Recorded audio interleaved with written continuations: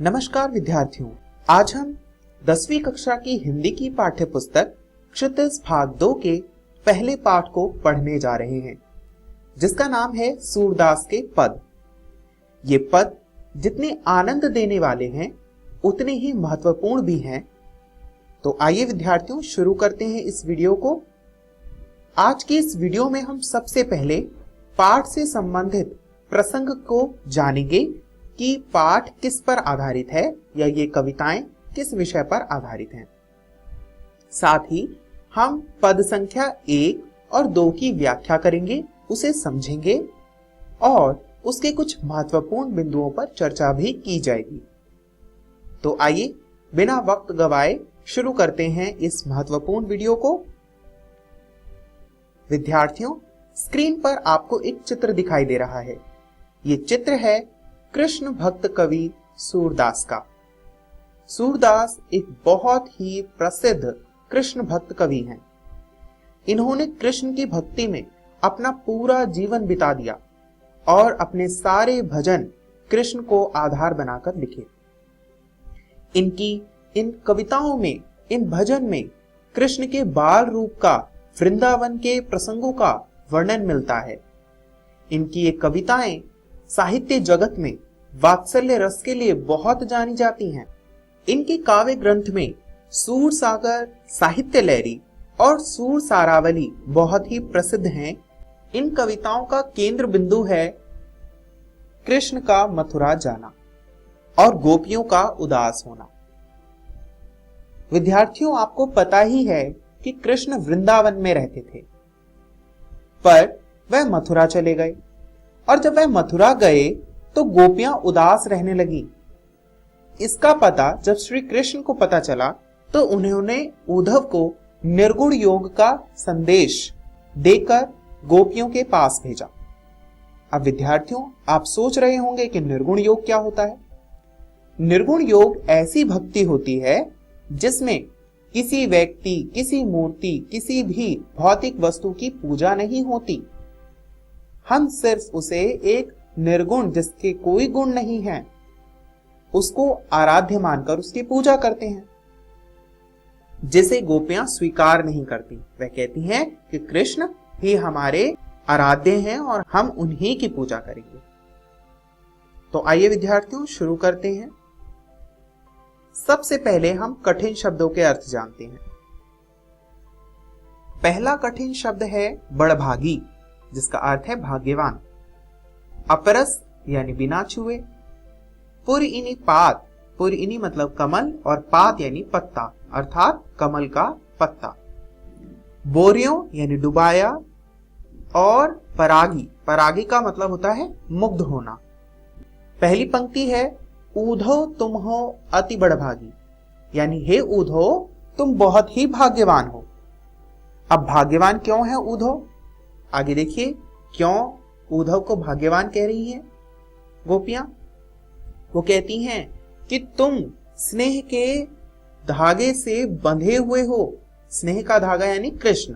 तुम कृष्ण के साथ रहते हो, फिर भी तुम्हारे मन में कोई प्रेम नहीं जागा। नाहिन मन अनुरागी, तुम्हारे मन में कोई अनुराग नहीं जागा। तुम उससे अब तक अछूते हो, इसलिए तुम भाग्यवान हो।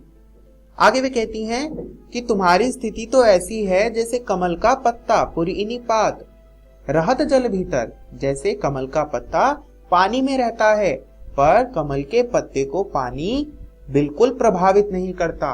तुम भी बिल्कुल वैसे ही हो। कृष्ण के पास रहते हो, किंतु तुम में प्रेम नाम की कोई चीज ही नहीं है। आगे वे कहते हैं ज्यों जल माह तेल की गागरी, बूंद न ताको लागी। मतलब एक और उदाहरण दिया है। वे कहती हैं कि तेल की मटकी जब पानी में डुबोई जाती है तो भी पानी जो है वह उस मटकी को प्रभावित नहीं कर पाती। मटकी जो है वह पानी की बूंद से मिलती तक नहीं है। तुम्हारी स्थिति बिल्कुल ऐसी ही है। अब यहाँ पर विद्यार्थियों आप देखेंगे जल जो शब्द है वह प्रेम के संबंध में प्रयोग किया जा रहा है। आइए आगे पढ़ते हैं पद को। अगला है कि प्रीति नदी में पाऊ न बोरियों, यानी तुमने प्रीति नदी में यानी प्रेम रूपी नदी में कभी पैर ही नहीं डुबोया। और दृष्टि ना रूप परागी, और ना ही किसी दूसरे को अपनी ओर आकर्षित किया है, मोहित किया है, मुग्ध किया है, इसीलिए तुम्हें तो प्रेम का अर्थ ही नहीं मालूम, तो तुम क्या प्रेम जानोगे, इसीलिए तो तुम भाग्यवान हो। आगे वे कहती हैं कि हम तो, अबला मतलब होता है औरत, हम तो भोली औरतें हैं जो कृष्ण से ऐसे प्रेम करती हैं जैसे चींटी गुड़ से प्रेम करती है। यहां पर आप सूरदास लिखा देखेंगे। सूरदास जो है वह कवि है। कवि अपनी बात गोपियों के माध्यम से कह रहा है कि जो कृष्ण हैं वह ऐसे हैं जैसे गुड़, और हम चींटी के समान गुड़ से लगे रहते हैं, अर्थात कृष्ण की पूजा करते हैं। विद्यार्थियों, आशा है आपको यह पद समझ आया होगा। आइए अगला पद पढ़ते हैं। सबसे पहला शब्द है बिथा। बिथा का मतलब होता है व्यथा यानी दुख दर्द। ध्यान रहे विद्यार्थियों, ये जो सूरदास की कविताएं हैं वह ब्रज भाषा में लिखी हुई हैं, और ब्रज भाषा में थोड़े जो शब्द हैं वह बदले हुए रूप में दिखाई देते हैं, इसीलिए इन शब्दों के अर्थ आपको नहीं समझ आएंगे। देखिए अगला शब्द है संदेशनी। संदेशनी का अर्थ होता है संदेशों को। अगला शब्द है बिरहिनी। विरहा मतलब होता है दुख, वो दुख जो साथी के ना होने पर हो, तो वियोग में रहने वाला या रहने वाली को बिरहिनी कहते हैं। अगला है मर्यादा। तो मर्यादा शब्द का अर्थ होता है मर्यादा। यहां पर आप देखेंगे या को जा कहा जा रहा है। ब्रज भाषा में या को जा कहा जाता है। आइए विद्यार्थियों, अब हम पद का अर्थ समझते हैं। गोपियां कहती हैं कि हमारे मन की बात मन में ही रही है, यानी मन की मन ही माझ रही, यानी मन की बात मन में ही रह गई है। क्योंकि वह कहती हैं कि हे उद्धव, बताओ हम अपनी बात किससे कहें, हम अपना दुख दर्द किससे कहें, हम अपनी व्यथा किससे कहें, हमें बिल्कुल समझ नहीं आ रहा कि हम क्या करें।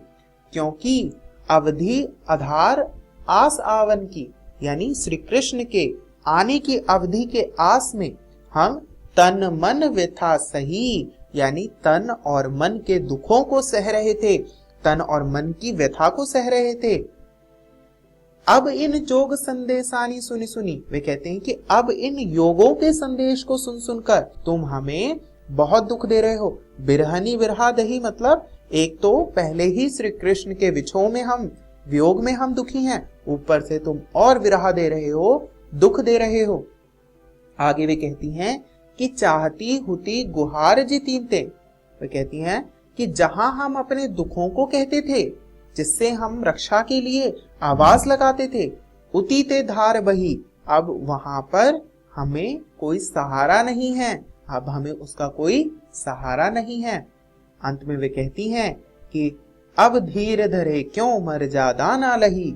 सूरदास अब गोपियों की स्थिति का वर्णन करते हुए कहते हैं कि हे उद्धव, अब हम क्यों धीर रखें, अब हम क्यों सब्र रखें, क्योंकि अब तो जो प्रतीक्षा की मर्यादा है वह ही समाप्त हो गई है, हमारा सब्र खत्म हो गया है।